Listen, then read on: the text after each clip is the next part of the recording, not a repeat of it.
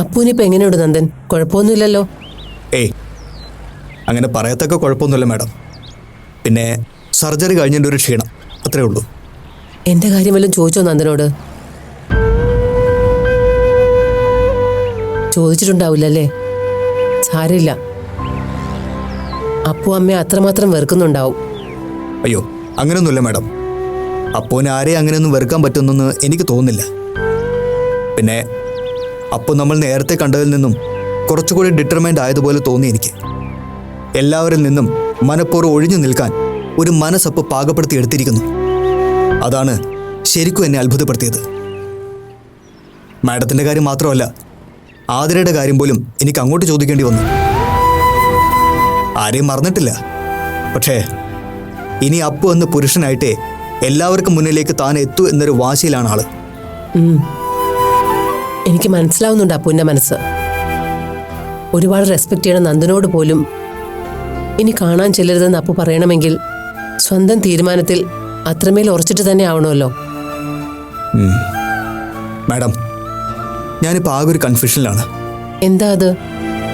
അപ്പുവിനെ കുറിച്ച് എന്തെങ്കിലും ഇൻഫർമേഷൻ കിട്ടിയേ പറ്റൂ എന്ന നിർബന്ധത്തിലാണ് പണിക്കർ സാർ. നാളെ സാർ എനിക്ക് തന്ന ഡെഡ് ലൈൻ കഴിയാണ്.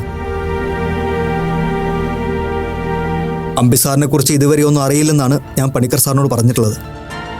പക്ഷേ നാളെ കഴിഞ്ഞ് സാറിനെ കാണാൻ വരുമ്പോൾ എന്താ ഞാൻ പറയേണ്ടത്? നന്ദനൊന്നും അറിയില്ല എന്നുള്ള സ്റ്റാൻഡിൽ തന്നെ ഉറച്ചു നിന്നാൽ മതി. അത് ശരിയാവുമെന്ന് എനിക്ക് സംശയമുണ്ട്. അപ്പുവിൻ്റെ മിസ്സിങ്ങിന് പിന്നിൽ അമ്പി സാറിന് മാത്രമല്ല, എന്നെയും മാഡത്തെയും പറ്റിയും പണിക്കർ സാറിന് സംശയമുണ്ട്. അതുകൊണ്ട് ഇനിയും നമുക്കൊന്നും അറിയില്ല എന്ന് പറഞ്ഞ് ഒഴിഞ്ഞു മാറാൻ നോക്കിയാൽ അത് സാറിനെ വല്ലാതെ പ്രൊവോക്ക് ചെയ്യും.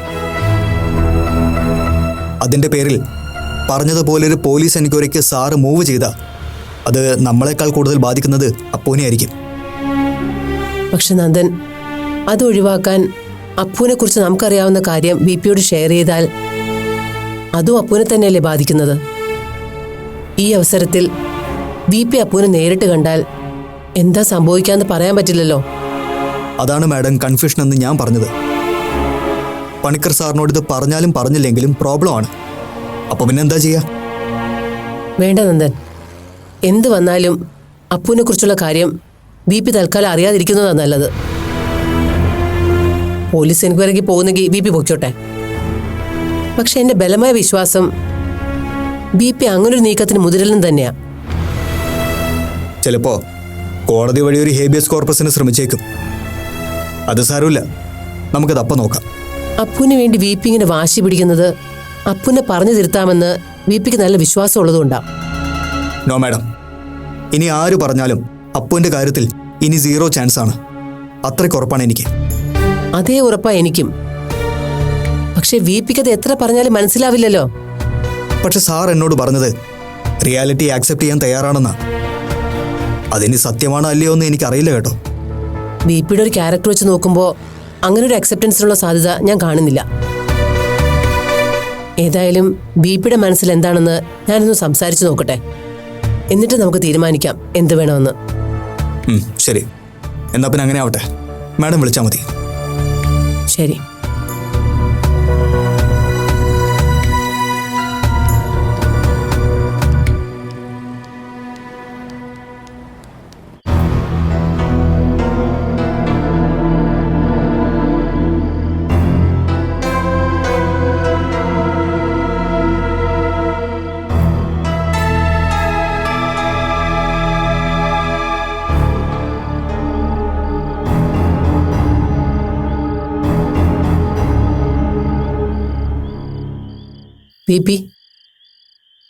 ബിപി ഫ്രീ ആണോ? എന്താ കാര്യം? എനിക്ക് അല്പം സംസാരിക്കാനുണ്ട്. സംസാരിക്കാനുള്ളത് നമ്മളെ മോളെ കുറിച്ചാണോ? അപ്പുവിനെ കുറിച്ചാ.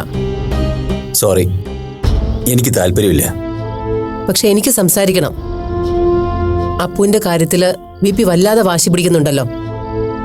അപ്പു എവിടെയുണ്ടെന്ന് അറിഞ്ഞാൽ, അല്ലെങ്കിൽ അപ്പു എന്തെങ്കിലും ഈ വീട്ടിലേക്ക് തിരിച്ചു വന്നാൽ എന്തായിരിക്കും ബിപിയുടെ നിലപാടെന്ന് എനിക്കറിയണം. എന്റെ നിലപാട് എന്താണെന്ന് അറിഞ്ഞിട്ട് മാത്രം ഞാൻ അപ്പുവിനെ കുറിച്ച് അറിഞ്ഞാൽ മതി എന്നാണോ? എങ്കിൽ ബുദ്ധിമുട്ടൊന്നുമില്ല. ആരുടെയും സഹായം ഇല്ലാതെ തന്നെ അപ്പു എവിടെയാണെന്ന് കണ്ടുപിടിക്കാൻ എനിക്ക് പറ്റും. ഇനി അഥവാ പറ്റിയില്ലെങ്കിലും അതിനാരുടെയും സഹായം വേണ്ടെന്ന് ഞാൻ തീരുമാനിച്ചു കഴിഞ്ഞു. നോക്കൂ വി പി, ഞാനും തർക്കത്തിനില്ല. എനിക്കറിയേണ്ടത് വി പി നന്ദനോട് പറഞ്ഞ കാര്യത്തെക്കുറിച്ചാണ്. ഓ, അതാണോ കാര്യം? നന്ദനോട് ഞാൻ എന്ത് പറഞ്ഞെന്നാണ്? പറയണം. എന്താണ് നന്ദനോട് ഞാൻ പറഞ്ഞ ആക്ഷേപം? അപ്പുവിന് ഇഷ്ടമുള്ള രീതിയിൽ ജീവിക്കുന്നത് അത് ബി പിക്ക് സമ്മതമാണെന്ന് നന്ദനോട് പറഞ്ഞോ? പറഞ്ഞിട്ടുണ്ടാവും. ഞാൻ അങ്ങനെ പറഞ്ഞെങ്കിൽ അതിന് അതിൻ്റെതായ കാരണങ്ങളുണ്ടാവും. ഗീതയ്ക്ക് ഇപ്പം എന്താ അറിയേണ്ടത്? ഞാൻ അങ്ങനെ പറഞ്ഞതിൽ എൻ്റെ ഭാര്യയ്ക്ക് എന്തെങ്കിലും സംശയമുണ്ടോ? സംശയത്തിന്റെ കാര്യം അവിടെ നിൽക്കട്ടെ. എനിക്കറിയേണ്ടത് നന്ദനോട് വി പി അങ്ങനെ പറഞ്ഞത് ആത്മാർത്ഥമായിട്ടാണോ അല്ലയോ എന്നാ. എൻ്റെ ആത്മാർത്ഥത അളവ് കോൽ വെച്ച് അളക്കാൻ ഞാൻ ആരെയും അനുവദിച്ചിട്ടില്ല, ഇനിയോട്ട് അനുവദിക്കൂല്ല. അപ്പുവിൻ്റെ കാര്യത്തിൽ ഒരു അച്ഛനെന്ന നിലയിൽ എന്ത് നിലപാടെടുക്കണമെന്ന് അതിനാദ്യം ഞാൻ അപ്പുവിനൊന്ന് കാണട്ടെ, എന്നിട്ട് തീരുമാനിക്കാം.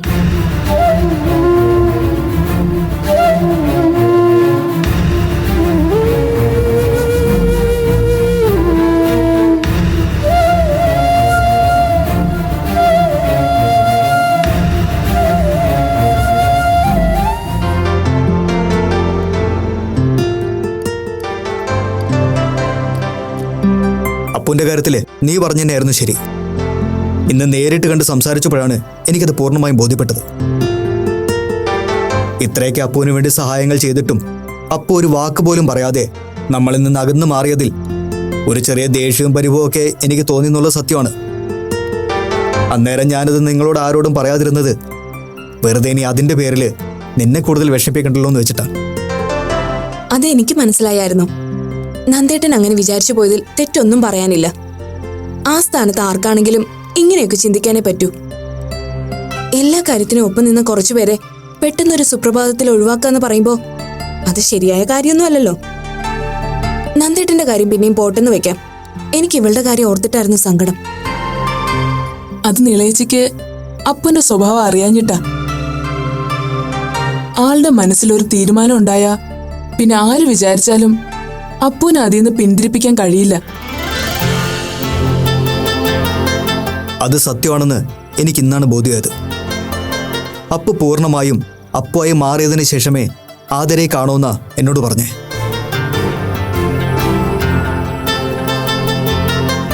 ആരെക്കാളും അത് ആദരയ്ക്ക് മനസ്സിലാവുമെന്നും പറഞ്ഞു. പക്ഷെ നമ്മുടെ അനിയത്തിക്കുട്ടിയുടെ മനസ്സ് ഇങ്ങനെ മിനിറ്റിന് മാറിക്കൊണ്ടിരിക്കുകയാണെന്നുള്ള കാര്യം നമുക്കല്ലേ അറിയൂ. അതല്ലേ നമ്മളെ എല്ലാവരെയും ഇത്രയും കൺഫ്യൂഷനാക്കിയത്. ദേ, ഇനി ഇവിടെ അപ്പുവിന്റെ കാര്യം ആരും ചോദിക്കുകയോ പറയുകയോ ചെയ്യാൻ പാടില്ല, കേട്ടല്ലോ? നന്ദേട്ടൻ പറഞ്ഞതുപോലെ അപ്പു വിളിച്ചില്ല, കാണാൻ സമ്മതിച്ചില്ല എന്നൊക്കെ പറഞ്ഞ് എന്നോട് പരിഭവം പറയാൻ വന്നേക്കരുത്, കേട്ടല്ലോ? ഞാൻ ആരോടും ഒന്നിനും വരുന്നില്ല പോരെ. അതെ, വക്കീൽ സാർ നാളെ ഓഫീസിൽ പോകുന്നതിന് മുമ്പ് എനിക്കൊന്ന് അമ്പലത്തിൽ പോണം. എന്റെ ഒപ്പം ഒന്ന് വരണം. അതെന്താ പതിവില്ലാത്തൊരു അമ്പലത്തിൽ പോക്ക്? നാളെ എന്തെങ്കിലും സ്പെഷ്യൽ ഡേ ആണോ? ഒന്നുമില്ല, എനിക്കൊരു നേർച്ച ഉണ്ടായിരുന്നു, അതിനുവേണ്ടി പോകുന്നതാ. ആ കണ്ടോ, അപ്പൊ അപ്പുവിന്റെ കാര്യത്തിൽ ഇവൾക്കൊരു വിശ്വാസക്കുറവുണ്ടായിരുന്നേ. അതുകൊണ്ടല്ലേ നേർച്ചയും വഴിപാടൊക്കെ ആയി ഇവള് ദൈവത്തിനെ കൂട്ടുപിടിച്ചത്. എന്നിട്ട് ചുമ്മാ അപ്പുവിനെ എനിക്ക് അറിയാവുന്നതുപോലെ മറ്റാർക്കും അറിയില്ലെന്നുള്ള വീരവാദവും. ആണെങ്കിലേ കണക്കായിപ്പോയി. നാളെ സൗകര്യപ്പെടുമെങ്കിൽ മാത്രം എന്റെ ഒപ്പം വന്നാ മതി, ഇല്ലെങ്കിൽ തനിച്ചു പോവാൻ എനിക്കറിയാം.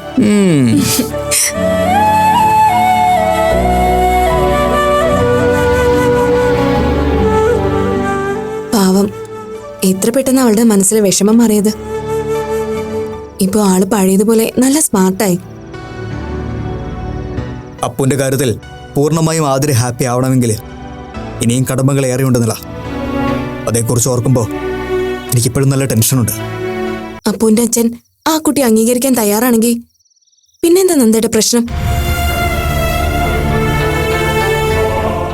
എന്താ നന്ദേട്ട? അതോ ഇനി അദ്ദേഹത്തിന്റെ ഭാഗത്ത് നിന്ന് എന്തെങ്കിലും? നിലവിലെ സാഹചര്യം വെച്ച് നോക്കുമ്പോൾ പണിക്കർ സാറ് ജെന്യൂനായിട്ട് തന്നെയാണ് ഈ കാര്യം അപ്രോച്ച് ചെയ്യുന്നത് എന്ന് വേണം മനസ്സിലാക്കാൻ. പക്ഷേ ഗീതാ മേഡത്തിന്റെ വാക്കുകളാണ് നമ്മൾ വിശ്വാസത്തിൽ എടുക്കുന്നതെങ്കിൽ പണിക്കർ സാറിൻ്റെ ഈ നിലപാടിന് പിന്നിൽ സംശയിക്കത്തക്കതായി എന്തോ ഉണ്ടെന്ന് വേണം കരുതാൻ. അങ്ങനെ നോക്കുമ്പോൾ ഇപ്പോഴും ആ ചിത്രം ക്ലിയർ ആവുന്നില്ല. ആരൊക്കെ എന്ത് തീരുമാനം എടുത്താലും അപ്പുവിന്റെ തീരുമാനം ശക്തമാണെങ്കിൽ പിന്നെ നമുക്ക് ഭയക്കാൻ എന്തിരിക്കുന്നു? അപ്പുവിനെ ആര് സ്വീകരിച്ചില്ലെങ്കിലും നമ്മളുണ്ടാവുമല്ലോ, പിന്നെന്താ? നന്ദേട്ടൻ വെറുതെ ഓരോന്ന് ആലോചിച്ച് മനസ്സ് വിഷമിപ്പിക്കാതെ സമാധാനമായിട്ട് കിടന്നുറങ്ങാൻ നോക്ക്.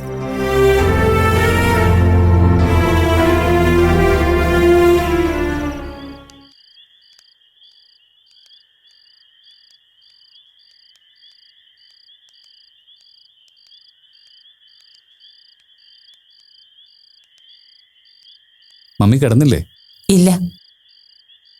ഞാൻ മമ്മിയോടൊരു സജഷൻ ചോദിക്കട്ടെ? കുറച്ച് ദിവസം മാളൂനെയും കൂട്ടി എങ്ങോട്ടെങ്കിലും ഒന്ന് മാറിയാലൊന്ന് ആലോചിക്കാൻ ഞാൻ. മമ്മി എന്ത് പറയുന്നു? അതൊരു നല്ല തീരുമാനമാണ് ജോബിൻ. സത്യത്തിൽ നിന്റെ കാലില് പരുക്ക് ഭേദമായിട്ട് ഞാനിത് അങ്ങോട്ട് പറയാനിരിക്കുകയായിരുന്നു. ഈ അന്തരീക്ഷത്തിൽ നിന്നും നിനക്കും മാളുവിനും ഒരു ചേഞ്ച് നല്ലതാ. അല്ല, എവിടേക്ക് പോകാനാ തീരുമാനം? സ്ഥലമൊന്നും അങ്ങനെ തീരുമാനിച്ചിട്ടില്ല. മാളുവിനോട് പോലും ഞാനിത് ഡിസ്കസ് ചെയ്തിട്ടില്ല. മനസ്സിൽ തോന്നിയത് മമ്മിയോടൊന്ന് ഷെയർ ചെയ്യാന്ന് വെച്ചു. മമ്മിയുടെ അഭിപ്രായം അറിഞ്ഞിട്ട് മാളുവിനോട് മറ്റുള്ളവരോടും പറയാമെന്ന് കരുതി. എന്റെ അഭിപ്രായം ഞാൻ പറഞ്ഞു കഴിഞ്ഞു. ഇനി മാളുവിന്റെ ഇഷ്ടം കൂടി നോക്കിയിട്ട് എവിടേക്കാണെന്ന് വെച്ചാ രണ്ടാളും കൂടി പോവുക, അത്രേ ഉള്ളൂ. അല്ല, മമ്മി വരുന്നില്ല ഞങ്ങൾക്കൊപ്പം? ഒരു പകുതി പിൽഗ്രിമേജും കൂടി ഞാൻ ഉദ്ദേശിക്കുന്നുണ്ട്.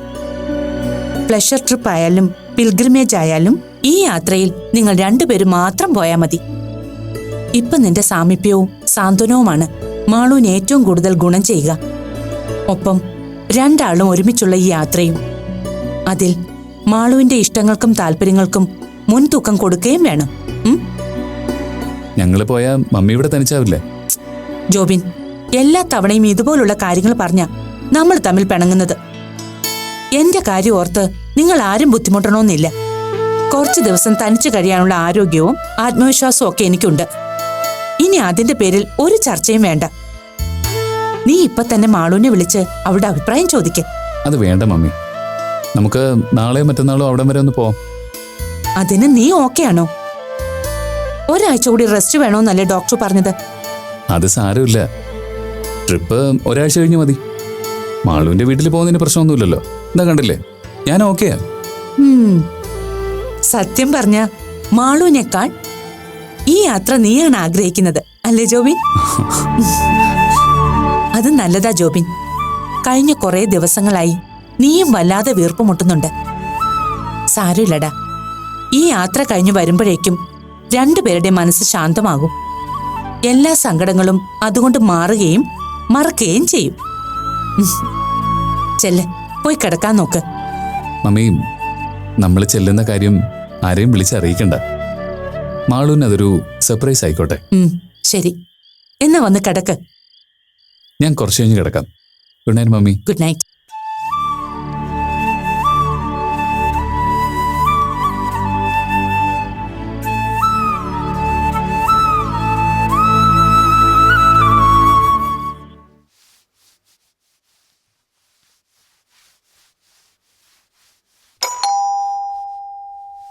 അമ്പലത്തിൽ പോയവർ ഇത്ര പെട്ടെന്ന് തിരിച്ചെത്തിയോ?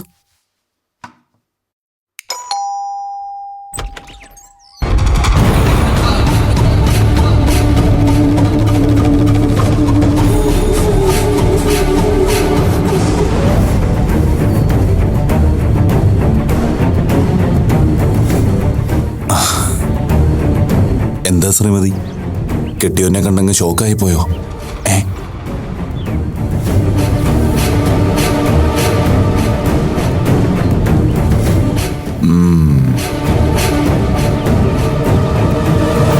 കഴിഞ്ഞ തവണ കണ്ടതിനേക്കാളും നീയൊന്ന് പച്ച പിടിച്ചിട്ടുണ്ടല്ലോടി പെണ്ണെ. മുറച്ചെറുക്കന്റെ വീട്ടിലെ പൊറുതി അങ്ങ് ഉഷാറാവുന്നുണ്ടല്ലേ. മൊത്തത്തിലൊരു ചന്തോമനെയൊക്കെ വെച്ചിട്ടുണ്ട് കേട്ടോ. നിങ്ങൾ എന്തിനാ ഇപ്പൊ ഇങ്ങോട്ട് വന്നത്? ഇവിടെ വരരുതെന്ന് ഞാൻ നിങ്ങളോട് അന്നേ പറഞ്ഞതല്ലേ? അത് നീ പറഞ്ഞത്, പക്ഷേ അന്ന് ഞാൻ അങ്ങനെ അല്ലല്ലോ പറഞ്ഞിട്ട് പോയത്. നോക്ക്, നമ്മൾ തമ്മിലുള്ള ലൈഫിൽ ഞാനും നീയും പലതും പറഞ്ഞിട്ടുണ്ട്. അതില് നടക്കുന്ന കാര്യം ഞാൻ പറയുന്നതായിരിക്കും. ആ പതിവിനെ നീയായിട്ട് തെറ്റിക്കണ്ട. ഇതുവരെ നിങ്ങൾ പറഞ്ഞതായിരിക്കും നടന്നിട്ടുണ്ടാവുക. പക്ഷെ ഇനി അങ്ങോട്ട് ഞാൻ പറയുന്നതേ നടക്കൂ. നടക്കും നടക്കും. പക്ഷേ അതിനിച്ചിരി കാലതാമസം എടുക്കുമല്ലോ മോളെ. എന്നും കിഴക്കുദിക്കുന്ന സൂര്യഭഗവാനെ പെട്ടെന്ന് ഒരു ദിവസം പടിഞ്ഞാറ് ഉദിക്കണമെന്ന് തോന്നുന്ന അന്ന് നീ പറയുന്ന പോലെ ഞാൻ അനുസരിക്കാം. പുള്ളിക്കാരന് അങ്ങനെ തോന്നാത്തടത്തോളം കാലം കാര്യങ്ങൾ ഇങ്ങനൊക്കെ അങ്ങ് പോട്ടെ. അതാ നിനക്ക് നല്ലത്. എന്റെ നല്ലതും ചീത്തയൊന്നും ഇനി നിങ്ങൾ നോക്കണ്ട. നിങ്ങൾ വേഗം പോകാൻ നോക്കിയേ. ഹലോ, ഒന്ന് നിന്ന്.